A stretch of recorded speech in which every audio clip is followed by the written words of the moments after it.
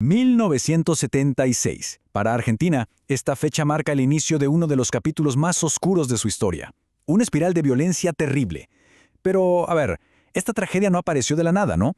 Para entender cómo se llegó al terrorismo de Estado, tenemos que retroceder un poco y desentrañar los años de conflicto que, digamos, le prepararon el terreno. Vamos a analizar juntos cómo se fue gestando ese golpe. Y cuando hablamos de la dictadura del 76, la imagen que casi siempre nos viene a la mente primero es la de su consecuencia más visible y sin duda la más dolorosa, la lucha de toda una generación por encontrar a sus hijos e hijas que simplemente habían desaparecido. En medio de ese terror de Estado surgieron grupos de derechos humanos que se convirtieron en un símbolo. Pensemos en las madres, en las abuelas de la Plaza de Mayo. Con una valentía que es difícil de imaginar, se pararon frente al poder y marchaban en silencio. Su única exigencia era una pregunta. ¿Qué pasó con nuestros seres queridos? ¿Dónde están? Este método de represión, la desaparición forzada, fue la marca registrada de la dictadura. Era un sistema. Se llevaban a la gente en secreto, la torturaban, la asesinaban, y las familias quedaban en una especie de limbo terrible, en una incertidumbre permanente. Sin un cuerpo para llorar, sin una tumba a la cual ir, se estima que hubo unos 30.000 desaparecidos. Claro, la escala de esta brutalidad es abrumadora.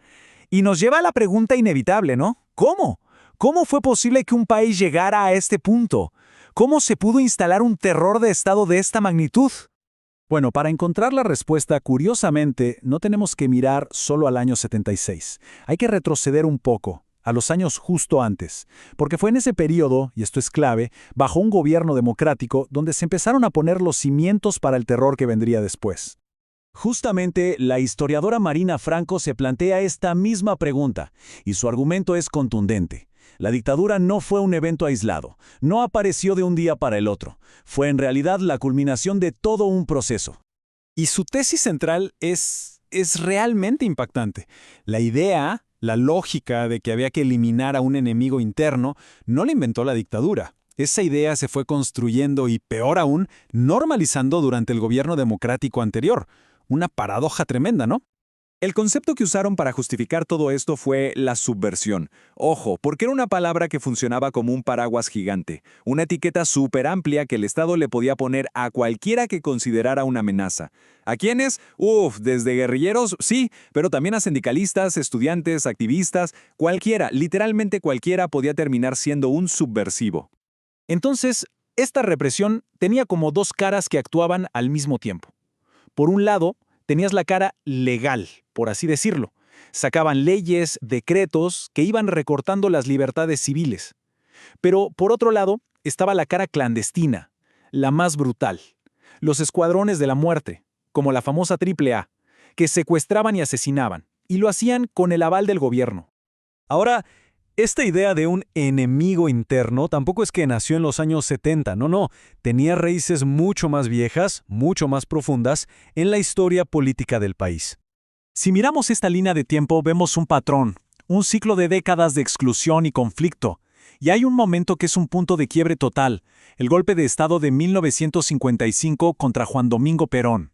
Ese evento fue como la semilla de la violencia que iba a explotar con todo en los años 70. Ese golpe del 55 que se autodenominó Revolución Libertadora, lo que hizo fue instalar una contradicción gigante, una falla en el corazón mismo de la política argentina. Y esa contradicción se puede resumir en una sola palabra: proscripción. ¿Qué significa? Que se prohibió la participación política y electoral del peronismo. O sea, el movimiento que había metido a las masas trabajadoras en la política, el que seguía siendo la fuerza más grande del país, de repente no podía jugar. Estaba fuera del sistema. Acá se ve clarísimo. El ideal que se proclamaba era restaurar la democracia.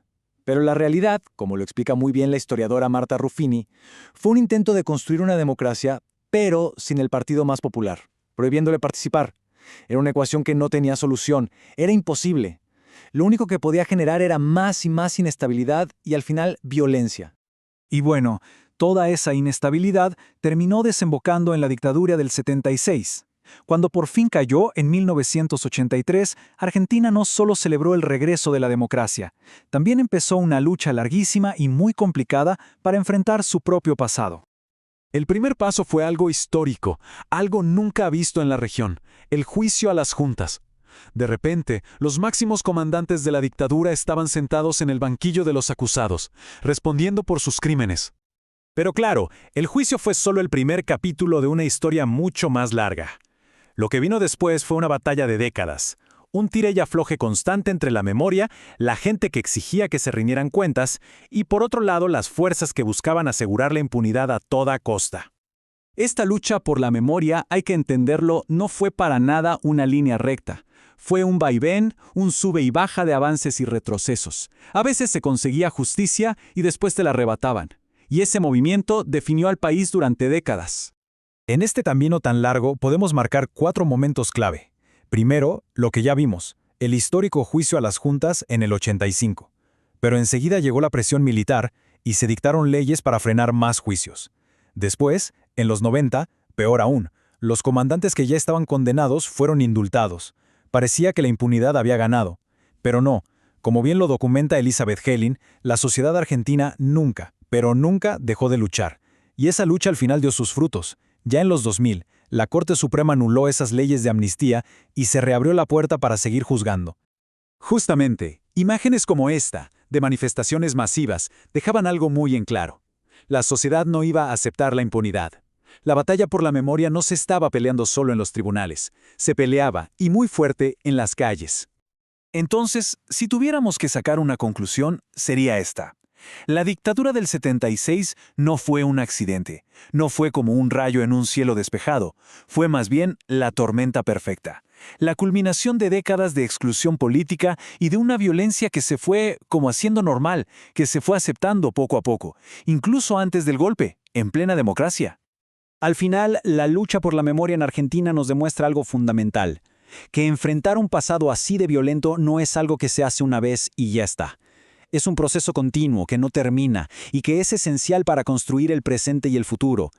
Y la pregunta, claro, sigue abierta para todos. ¿Cómo se construye un futuro estable cuando los fantasmas del pasado siguen tan, pero tan presentes en los tribunales y en las plazas?